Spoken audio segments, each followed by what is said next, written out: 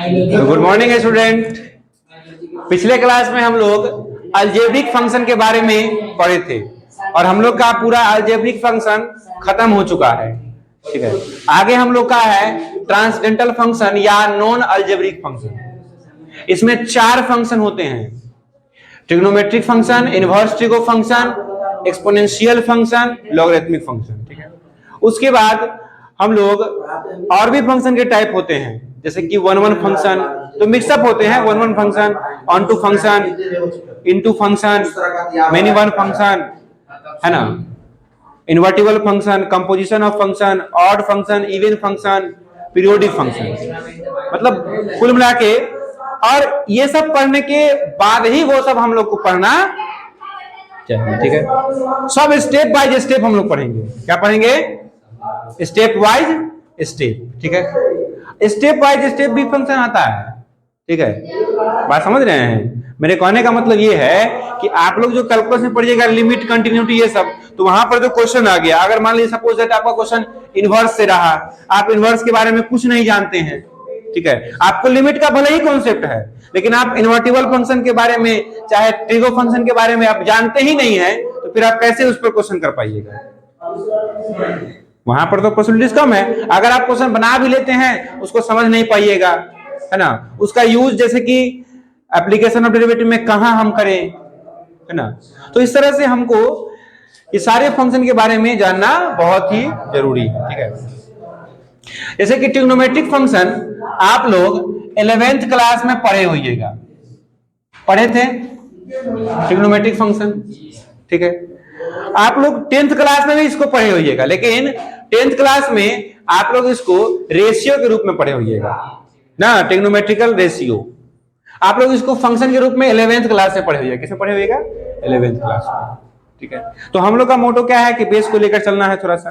ठीक है, लेकिन अब है क्या कि उतना समय तो है नहीं हम लोग के पास। क्या है? उतना समय नहीं है।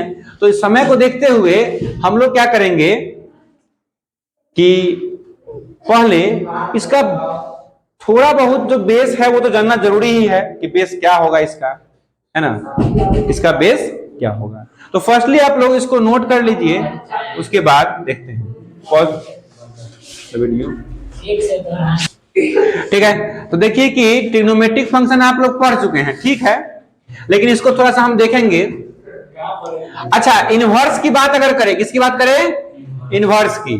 तो इनवर्स फंक्शन को समझने से पहले हम लोग को फंक्शन, जैसे कि 1-1 फंक्शन क्या होता है, ऑन-टू फंक्शन क्या होता है, ये सब के बारे में हमको पहले जानना जरूरी है।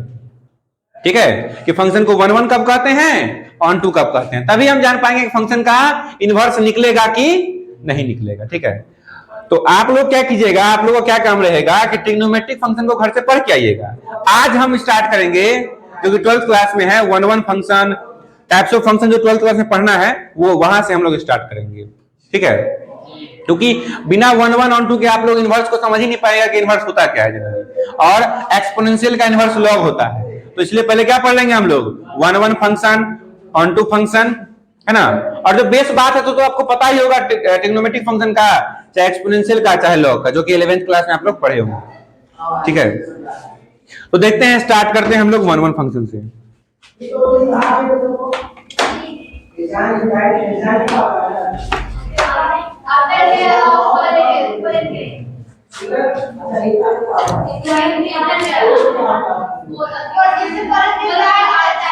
Types of functions. ठीक है, पहला फंक्शन होता है, इसका नाम होता है 1-1 फंक्शन। क्या होता है? या इसको इंजेक्टिव फंक्शन भी बोलते हैं। क्या हुआ? अरे बहुत ही आसान चीज है, समझ गए? ठीक है, बात समझे, बहुत ही आसान चीज है ये फंक्शन के। जैसे कि आप लोग फंक्शन पढ़ लिए, वो वाला कि फंक्शन का वो आपको जानकारी मिल गया कौन कौन फंक्शन होता है। अब उसी में कौन 1-1 होगा, कौन ऑन-टू होगा, ये भी हम लोग को जानना है कि फंक्शन कब 1-1 होगा, कब ऑन-टू होगा, ये सारी बात हम लोग को जाननी है। ठीक है, ये किस टाइप का फंक्शन है ये जानना चाह रहे हैं? तो किस टाइप का मतलब जो फंक्शन आप पढ़े ना टाइप बाई टाइप, अब उसमें से कौन फंक्शन 1 1 होता है, ठीक है, और कौन फंक्शन ऑन टू होता है, और कौन फंक्शन दोनों होता है, ठीक है, ठीक है।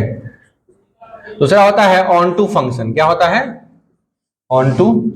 अब सुनिए, आप कहिएगा सर डायरेक्ट ऑन टू बता दिए, अगर जो फंक्शन 1 1 नहीं होगा उसको हम बोलते हैं मैनी वन। क्या बोलते हैं? ये सब हम लोग पढ़ेंगे, क्योंकि सिलेबस बाबू रे पूरा कंप्लीट होना चाहिए, कुछ छूटना नहीं चाहिए जी, ठीक है, कुछ छूटना नहीं चाहिए।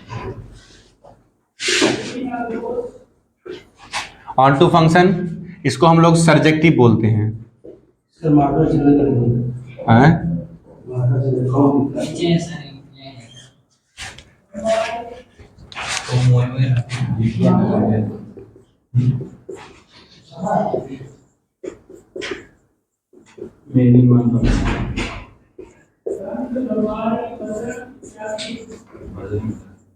वन वन एंड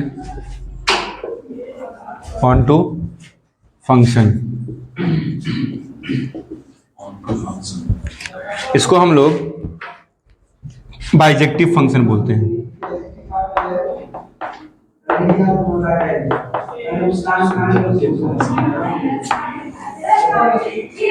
ठीक है, तो इस तरह से हम लोग का टाइप्स ऑफ फंक्शन में ये होगा। अब इसी के बाद आएगा इन्वर्टिबल फंक्शन, है ना? क्या आएगा? Invertible function. तो वो हम लोग इस सब पढ़ने के बाद पढ़ेंगे। कहां पर? ये SURJECTIV, सर्जेक्टिव। सर्जेक्टिव नाम सब तू लोग हिंदी में लिखने की आवश्यकता है क्या? नहीं है। चलिए, आपका थंबनेल नहीं बनता, ठीक है। तो हम लोग फर्स्टली क्या पढ़ेंगे? 1 1 फंक्शन। बहुत ही बेसिक कॉन्सेप्ट है, ठीक है, लेकिन इसी पर आपको आगे चल करके क्वेश्चन लिमिट कंटिन्यूटी में भी जरूरत है, ठीक है।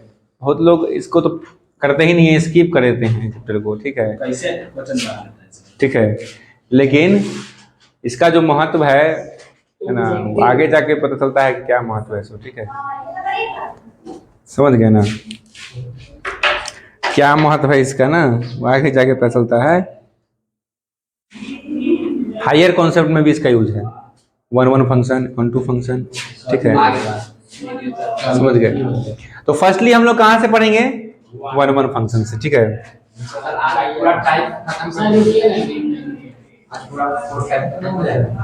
देखिए ना क्या होता है सो, समय के हिसाब से सब काम होता है, ठीक है। तुम समय के लिए इम्पोर्टेंट नहीं है। समय कहता है कि अगर तुम आज हमको मिसयूज करो, कहोगे तुमको हम मिसयूज बना देंगे पूरा फुल। बात समझ गए? हाँ, नहीं हो देखेंगे तो रील देखने में क्या दिक्कत है? चलिए चलो रे, देखो क्या है 1 1 फंक्शन। तुम किसको बोलेगा बाबू? देखो, जब कोई फंक्शन है हमारे पास, suppose that if have a function लिखेगा f maps a to b। अब आप जरूर जानते होंगे कि इसका मीनिंग क्या होता है। f maps a to b मतलब एक फंक्शन f है जो a सेट से b सेट में क्या करा रहा है? मैपिंग करा रहा है। क्या कर रहा है? तो इस फंक्शन को हम लोग 1 1 कब बोलेंगे? इस सेट टू बी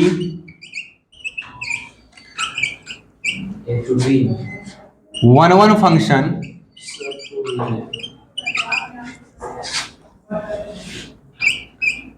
अभी आई डबल एफ का मतलब क्या होता है ये भी आपको पता होगा, इफ एंड ओनली इफ। देखिए क्या होता है कि ए का जो अगर अलग अलग एलिमेंट है तो उसका इमेज भी क्या होना चाहिए? अलग अलग होना चाहिए, ठीक है। एवरी डिस्टिंक्ट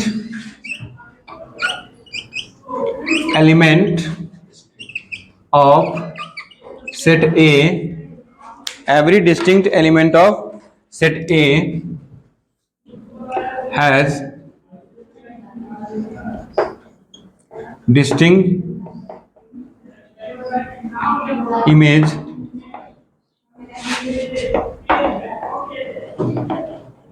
इन सेट बी। मतलब सेट ए के प्रत्येक भिन्न भिन्न एलिमेंट का सेट बी में क्या होना चाहिए? भिन्न भिन्न प्रतिबिंब होना चाहिए। मतलब कि कोई भी ऐसा एलिमेंट नहीं हो ए का जिसका क्या हो इमेज किसी, माने अगर दो अलग अलग एलिमेंट है ए का, ठीक है, तो उसका इमेज भी क्या होना चाहिए? अलग अलग होना चाहिए। क्या होना चाहिए? अलग अलग होना चाहिए। यानी कि अगर मान लीजिए सपोज दैट कि ए में 4 एलिमेंट है, कितना एलिमेंट है? तो 4 एलिमेंट का नंबर ऑफ इमेजेस कितना होना चाहिए? 4 अलग अलग होना चाहिए। क्या होना चाहिए? 4 अलग अलग होना चाहिए। ठीक है, लिखिएगा इन अदर वर्ड्स। देखिए मतलब इसमें दूसरा एगो डबल के साथ नहीं बनाएगा, नहीं बनाएगा। अब देखिए और भी देखिए, अभी आप लोग कुछ नहीं, अभी तो डिफिनेशन ना लिखे हैं, अभी और भी समझिए, एग्जांपल द्वारा समझेंगे। लिखिएगा, लिखिएगा f is set to be an one function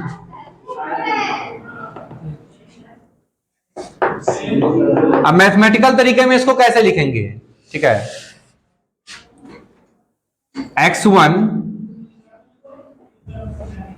x1 अगर मान लो x2 के बराबर है, x1 क्या है? तो फंक्शन ऑफ x1 बराबर क्या होना चाहिए? Function of for all values x1 x2 belongs to set. मतलब कि x1 x2 किस सेट का होना चाहिए? हो ए सेट का होना चाहिए। और ए सेट के सभी एलिमेंट के साथ ऐसा होना चाहिए। ये नहीं कि 1 2 के साथ हो गया तो आप मान लीजिएगा कि 1 1 है, नहीं। ए सेट का जितना भी एलिमेंट होगा उन सभी के लिए अगर इमेज बराबर है तो वो एलिमेंट भी बराबर होना चाहिए। अगर एलिमेंट बराबर है तो इमेज भी बराबर होना चाहिए। या फिर अगर x1 x2 बराबर नहीं है, x1 x2 बराबर माने दो, अगर ए सेट का कोई दो एलिमेंट समान नहीं है तो उसका इमेज भी क्या होना चाहिए? समान नहीं होना चाहिए।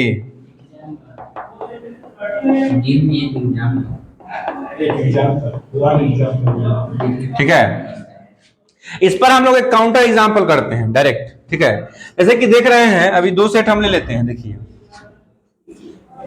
एक ए सेट हो गया और यहां पर एक बी सेट हो गया। एक फंक्शन है f जो कि मैपिंग करा रहा है। इसमें क्या करा रहा है? मैपिंग 1 2 3 4। हाँ, तो डोमेन में ही नहीं करना चाहिए हो। x1 x2 जो होगा ये डोमेन है ना, है आपका ए, डोमेन से ही ना होना चाहिए। चलिए सुनिए, हो देखिए, 1 2 से मिल गया, 2 3। अब देखिए ए का जो प्रत्येक एलिमेंट है, ए का जो प्रत्येक एलिमेंट है अगर भिन्न भिन्न है तो उसका इमेज भी क्या है? देखिए तो कोई ऐसा एलिमेंट है, माने कोई ऐसा एलिमेंट है ए का जो दो एलिमेंट का इमेज सेम है? ऐसा कोई एलिमेंट आपको नजर आ रहा है में कि कोई दो एलिमेंट का इमेज सेम हो? नहीं ना है। माने every distinct element of A has क्या है? Distinct image in set B. मतलब ए के प्रत्येक भिन्न भिन्न अवयव का क्या हो रहा है? भिन्न भिन्न इमेज हो रहा है। माने डिस्टिंक्ट एलिमेंट का इमेज भी क्या होना चाहिए? डिस्टिंक्ट होना चाहिए। मतलब अलग अलग होना चाहिए। डिफरेंट अगर एलिमेंट है तो क्या है आपका? इमेज भी क्या है? डिफरेंट। इमेज भी क्या है? डिफरेंट है। बात समझ रहे हैं आप लोग? मेरी बातों को समझ रहे हैं कि नहीं समझ रहे हैं? कि नहीं समझ रहे हैं? पकड़े कि नहीं पकड़े सो बताइए। आपको कॉन्सेप्ट चमका कि नहीं चमका सो बताइए। चमकने का मतलब क्या हुआ? अरे देखो, आए सुनिए सुनिए, देखिए ए सेट का जो भी एलिमेंट है, पहला बात फंक्शन होने के लिए ए सेट के प्रत्येक एलिमेंट का इमेज बनना चाहिए। तो प्रत्येक एलिमेंट का इमेज बन रहा है, नहीं फंक्शन तो है, ठीक है। दूसरा बात कि इसका भिन्न भिन्न अगर इमेज है, भिन्न भिन्न अगर एलिमेंट है, तो इमेज भी क्या होना चाहिए? क्या होना चाहिए? अगर कोई दो एलिमेंट, अब सुनो यहां समझने का बात समझो, अगर इसका कोई दो एलिमेंट किसी एक से जाके मिल जाता, बात समझ रहे हैं ना, कोई दो एलिमेंट का इमेज एक के वो हो जाता, उस केस में क्या होता है? ये फंक्शन 1 1, नाम ही है इसका 1 1, मान एक कर 1 तो एक रो 1 होना चाहिए, ये नहीं कि एक कर 2 एक कर 1, ऐसा बात समझ रहे हैं? नाम से पकड़िए क्या है? 1 1, मान एक कर अगर एगो एलिमेंट है तो इसमें भी एगो होना चाहिए, इसका दूसरा लिए तो फिर दूसरा इमेज होना चाहिए, ये नहीं कि ओकरे जाके सट गया, ऐसा नहीं होना चाहिए। बात समझ गए? कोई दिक्कत है? तो यहां पर क्या हो जाएगा देखते हैं। Here f is 1 1 function, f is 1 1 function. चलिए इस पर एक और एग्जांपल हम देते हैं इसने वाला, देखते हैं कि आप लोग कर पाते हैं कि नहीं। ठीक है, देखो अच्छा बात है, ये सेट है, ये बी सेट हो गया, ये बी सेट हो गया। चलो 1 2 3 4 5 6, ए में हो गया 2 3 4,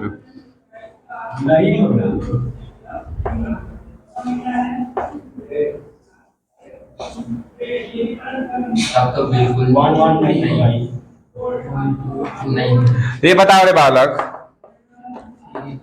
बालक एवं नहीं होगा। बालिकाओं, नहीं है। देखो रे ये थोड़ा 1 1 लग रहा है देखने में, फंक्शन तो है, फंक्शन मतलब एक का प्रत्येक का इमेज, ठीक है, लेकिन क्या हो रहा है यहाँ कि देखो इन्ने का 6, इन्ने देखो ये 4 है, इन्ने ये क्या से मिल रहा है, ये क्या का इमेज है, तो ये क्या हो गया, इसको क्या बोलेंगे हम लोग? 1 1 नहीं होगा, ये क्या है? देखो एक कर देखो 4 सॉरी 3 4 5 6, ये सब क्या से मिल रहा है रे? सब 4 से मिल सब क्या से मिल रहा है? 4 को से मिल गया, तो 1 1 होगा। क्या है कि एगो आदमी क्या गो से, माने इधर का 4 आदमी क्या गो से एगो जब रहते 1 1 नहीं होगा। बात समझ रहे हैं? लिखो रे ए और बहुत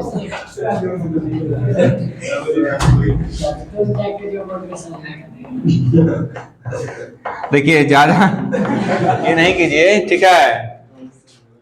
ऊपर वाला है, नीचे वाला नहीं है। ऊपर वाला होगा और नीचे वाला नहीं होगा। अगर इस पर आपको एग्जाम में 2 नंबरिया पूछ दिया था, आप तो ऐसे नहीं बनाइएगा, तो समझाने के लिए बता दिए, है ना? तो क्वेश्चन कैसे बनेगा तो अभी बताएंगे, पहले इसको नोट कीजिए। नोट करने के लिए pause the video and note it down. चलिए इस पर हम लोग एक क्वेश्चन देखते हैं अब, ठीक है, कि 1 1 फंक्शन कैसे हो जाता है कोई चीज। तो इसके द्वारा तो आप समझ ही गए होंगे, लेकिन एग्जाम में देखिए हो देखिए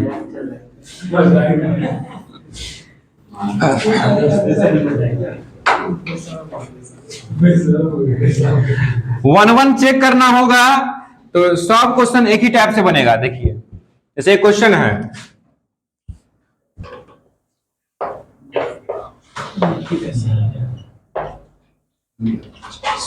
prove that y equals fx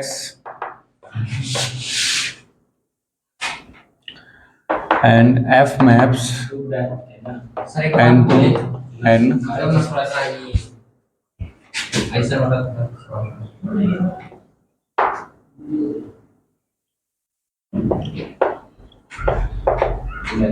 ये मैं ऐसा ही समझ गया। ये शॉर्ट में हम लिखे हैं, ऐसे बहुत थोड़ा बहुत लिखा रहता है, ठीक है?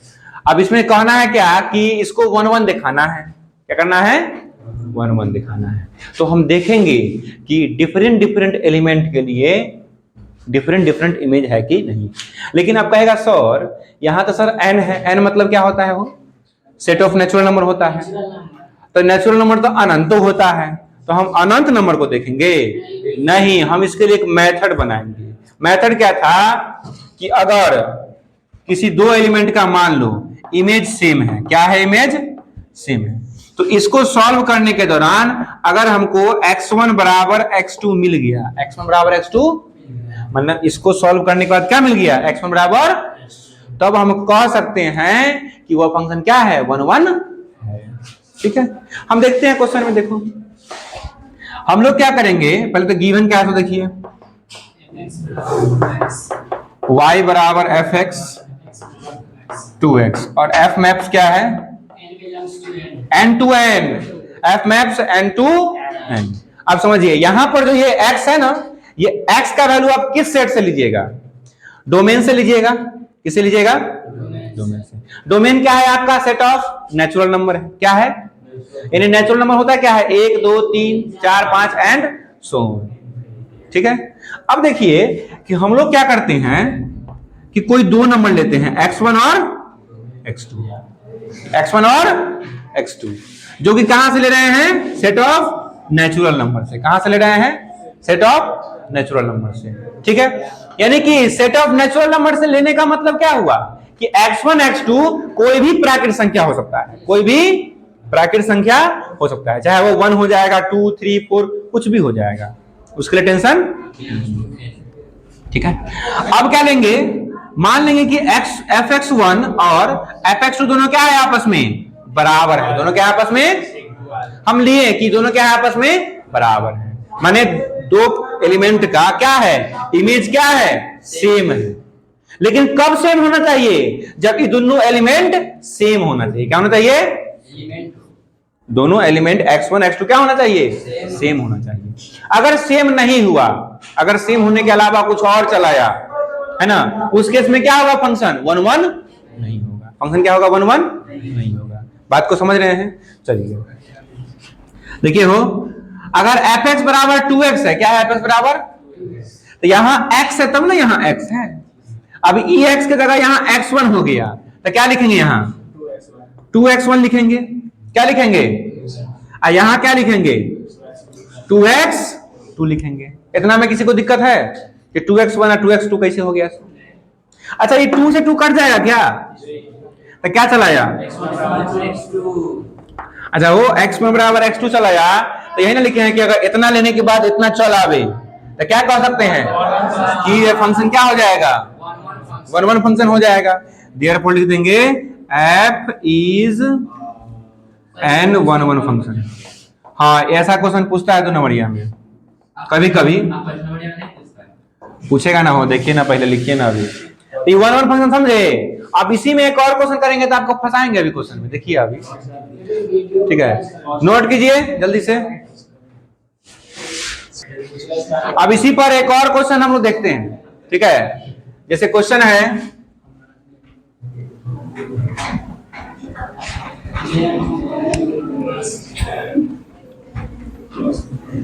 क्वेश्चन लेने से पहले ही बना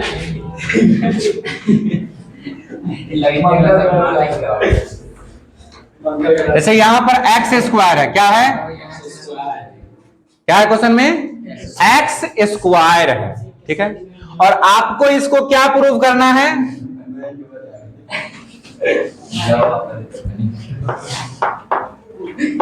सर क्या प्रूफ करना है, 1 1 फंक्शन। सर कुछ बिलोंग करवा सकते हैं, कैसे बिलोंग करेगा, यहां पर देखिए ना क्या है, यहाँ तब जो डोमेन है वहीं से ना आप एलिमेंट लीजिएगा हो। फिर हम बताते हैं, रुकिए, नहीं सर हम बनाने दीजिए हमको।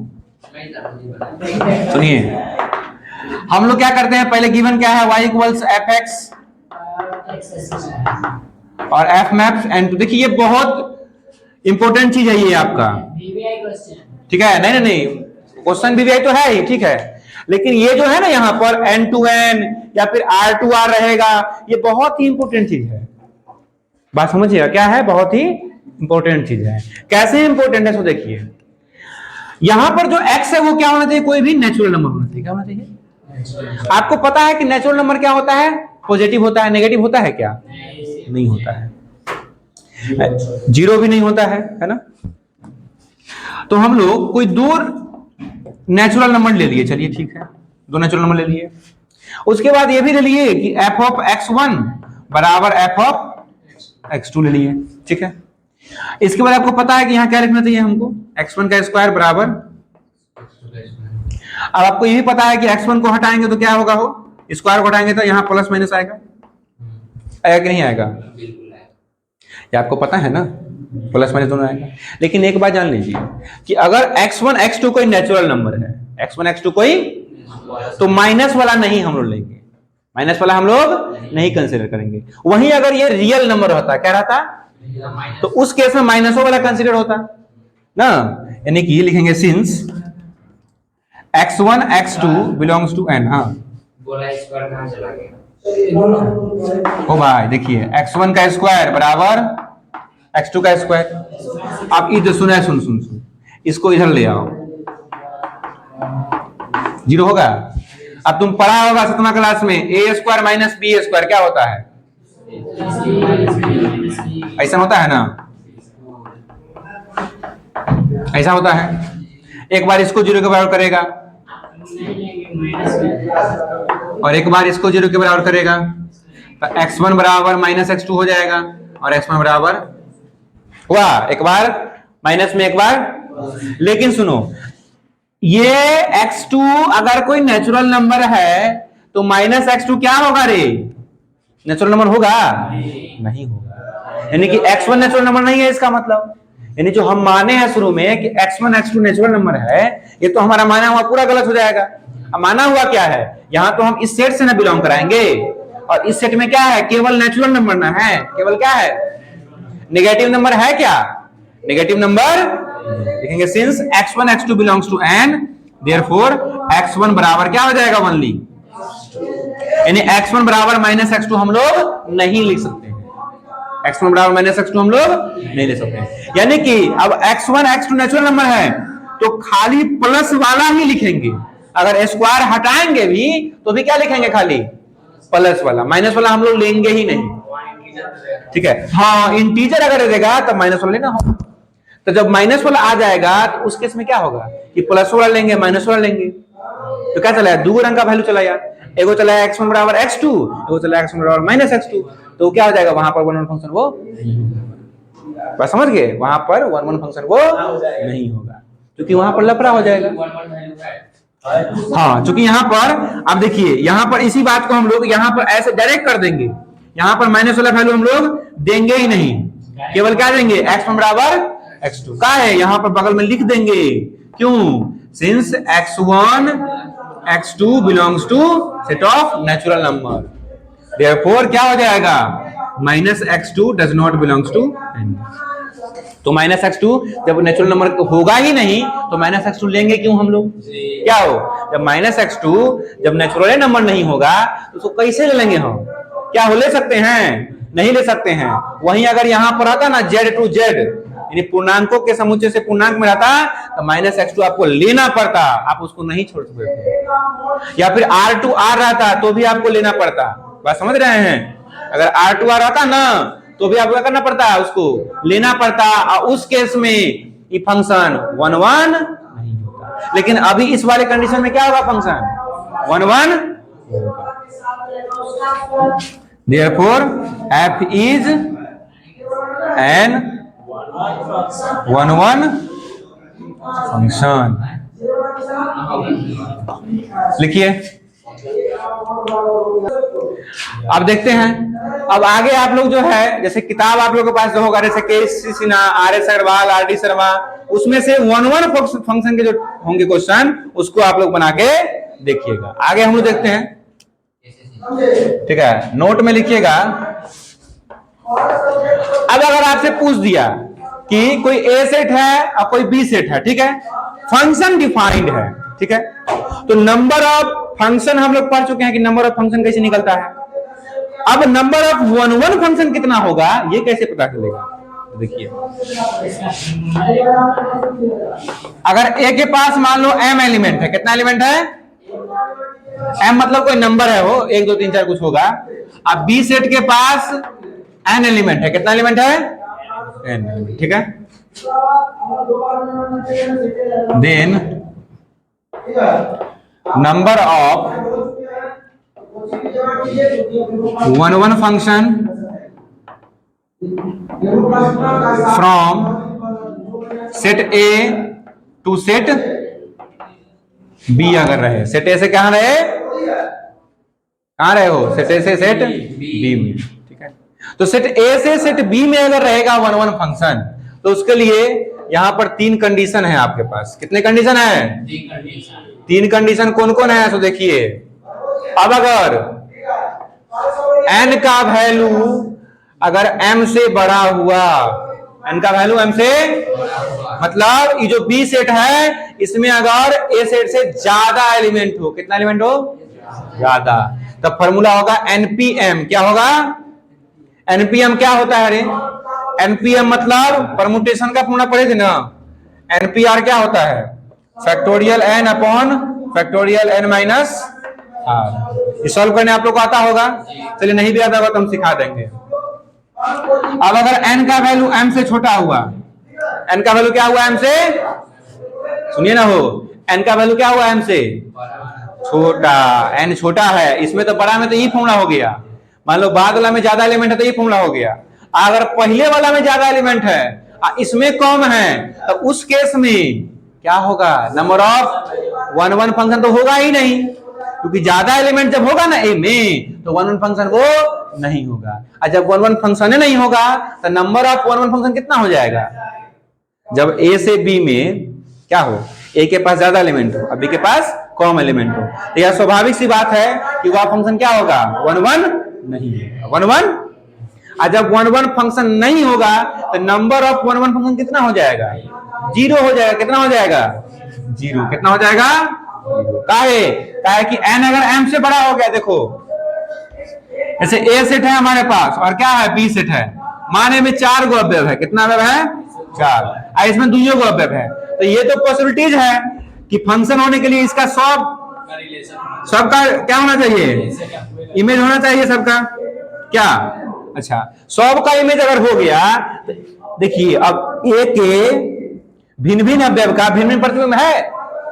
ए के भिन्न भिन्न अवयव का बी में भिन्न भिन्न प्रतिबिंब है। हो देखिए ना, एक का तो एक है, ठीक है, लेकिन जो एक का प्रतिबिंब है वही 4 का प्रतिबिंब है। तो ये दोनों झगड़ा में कर लेगा, ये दोनों क्या कर लेगा? दोनों में झगड़ा होगा, मारपीट होगा। इससे क्या होगा? ये 1 1 फंक्शन नहीं होगा। बात समझ गए? और जब 1 1 फंक्शन नहीं होगा तो नंबर ऑफ 1 1 फंक्शन कितना हो जाएगा? 0। कितना हो जाएगा? 0। आप समझिए। आगे तीसरा कंडीशन, जब मान लीजिए कि बाद वाले में कम एलिमेंट रहे और पहला वाला में ज्यादा एलिमेंट रहे, तो नंबर ऑफ 1 1 फंक्शन कितना हो जाएगा? 0। कितना हो जाएगा? अब बाद वाले में ज्यादा रहे और पहले वाले में कम रहे, तो उस केस में क्या होगा? npm होगा। अब मान लीजिए बराबर हो गया, क्या हो गया? तो उस केस में क्या होगा? n का फैक्टोरियल। क्या हो जाएगा? n का, बस समझे? 3 कंडीशन हो गया। कितना कंडीशन हो गया? 3। और 3 ही पॉसिबिलिटीज है। अगर कोई 2 संख्या है उसका 3 ही पॉसिबिलिटीज है, या तो बड़ा होगा, या तो छोटा होगा, नहीं तो बराबर होगा। 3 ही कंडीशन है। वो तीनों कंडीशन आपको बता दिए। क्या? कि नंबर ऑफ 1 1 फंक्शन n का, जब n और m बराबर हो गया, ठीक है, तो कितना हो जाएगा? n का फैक्टोरियल। अब फैक्टोरियल कैसे निकलता है? फैक्टोरियल कैसे निकलता है? देखिए, जैसे कि देखो एग्जाम्पल देखो। पहले बात, 0 का फैक्टोरियल कितना होता है? 1। कितना होता है? 1 का फैक्टोरियल भी 1। अब 2 का फैक्टोरियल देखो, 2 गुने यानी कितना आ जाएगा? गुना करते जाइए, गुनाता है ना हो। चलो, 3 का फैक्टोरियल कितना हो जाएगा? 3 गुने 4 का फैक्टोरियल बताइए। 4 3 12 दूना 24 से कहीं 24 ना होगा रे। चलो इसी प्रकार 5 का बताओ। 5 गुने 4 गुने 3 गुने 100। इस तरह से निकाल लीजिएगा आप लोग। फैक्टोरियल आप लोग निकाल सकते हैं, कोई दिक्कत है? अच्छा, अब अगर सुनो रे, सुनो 60 का बोलेगा सर डायरेक्ट 60 का तुमको जरूरत नहीं पड़ेगा, तो निकालना तुम गुना करके। एक से निकाले। अभी देखो ना तुम, सुनिए, 4 फैक्टोरियल बट्टा में है 4 माइनस 2 का फैक्टोरियल। तो इसको क्या सोल्व करेंगे? कैसे सोल्व करेंगे? कितना हो जाएगा?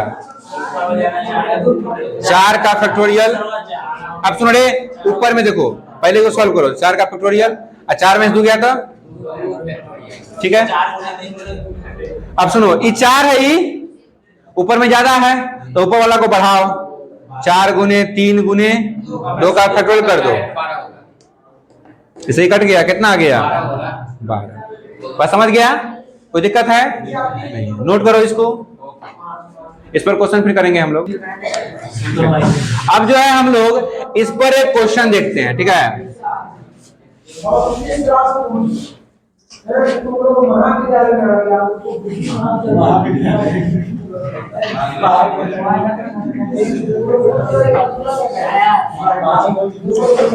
चलिए देखिए, क्वेश्चन है एक, ए सेट है,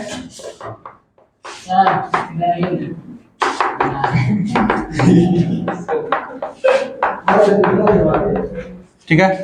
अब अगर पूछेगा आपसे, ये 2 सेट है, ए सेट है एक और एक बी सेट है, ठीक है। तो बताइए कि ए के पास कितना एलिमेंट है 4 गो, बी सेट के पास कितना है 5 गो, ठीक है। अगर क्वेश्चन पूछा आपसे, पहला question, number of 1 function from set A to set B, मतलब सेट ए से सेट बी में, सेट ए से सेट बी में। अच्छा, अब बाद में कौन है, बी सेट है कि ए सेट है, बी सेट है। तो जो बाद में है उसको एन लिया जाता है, क्या लिया जाता है एन। तो इस कंडीशन में अगर कहा जाए तो एन बराबर कितना है, एन बराबर 5 है, और एम बराबर कितना है 4 है। एम बराबर कितना है, तो लिखेंगे हेयर एन क्या है, एम से बड़ा है, एन क्या है एम से, देयरफॉर नंबर ऑफ 1 फंक्शन, 0 कैसे हो जाएगा रे, एन बड़ा ना है हो, यानी बाद में जो सेट है उसका एलिमेंट ज्यादा ना है, तो हो जाएगा NP_M फार्मूला। अब तुम रख दो 5P4, अब तुम इसको निकाल सकता है, कैसे निकालेगा, देखो 5 का फैक्टोरियल बट्टा 5 माइनस 4 का फैक्टोरियल, यानी कितना हो जाएगा, निकाल लो, इसका हो जाएगा 120, इसका हो जाएगा 1, कितना हो गया। तो इस दोनों में कितना 1 फंक्शन हो सकता है, क्या गो 120 1 फंक्शन आ सकता है, 120 1 फंक्शन हम लोग बना सकते हैं, ठीक है। एक मिनट पूरा कर देते हैं, फॉर्मूला 3 गो था ना, ठीक है। इसके बाद सुनिए, इसके बाद आप लोग के लिए घर के लिए होमवर्क क्या है, तो आप 1 फंक्शन पर जितने भी क्वेश्चन होंगे, ठीक है, उसको कोई भी किताब से कैसे ना ज्यादातर रहेगा, 1 फंक्शन पर जो भी क्वेश्चन होगा उसको बना के देखिएगा। अब सीधे समझ लीजिए, अगर कोई फंक्शन 1 नहीं है तो वो फंक्शन मेनी वन कहलाएगा, क्या कहलाएगा, मेनी वन। लेकिन इसके बारे में अगले लेक्चर में हम लोग देखेंगे कि मेनी वन क्या होता है सो, और इसको हम लोग ज्योमेट्रिकल मेथड से भी सीखेंगे कि 1 फंक्शन कैसे चेक किया जाता है, ठीक है, ग्राफीय विधि से भी सीखेंगे, ठीक है। अच्छा, अब 1 फंक्शन का जो नंबर होगा उस पर भी क्वेश्चन, जैसे 2 क्वेश्चन आपको हम दे देते हैं, इसी पर दूसरा क्वेश्चन है, number of 1 function from set B to set A. तीसरा question, number of 1 function from set A to set A, माने ऑन सेट ए भी कह सकते हैं ना, 1 function on set A, direct A भी कह सकते हैं। इतना चीज आप लोग करके रखिएगा, कल हम लोग मेनी 1 ऑन 2 ये सब फंक्शन पढ़ेंगे, ठीक है। आज के लिए इतना ही, मिलते हैं अगले वीडियो में, ठीक है।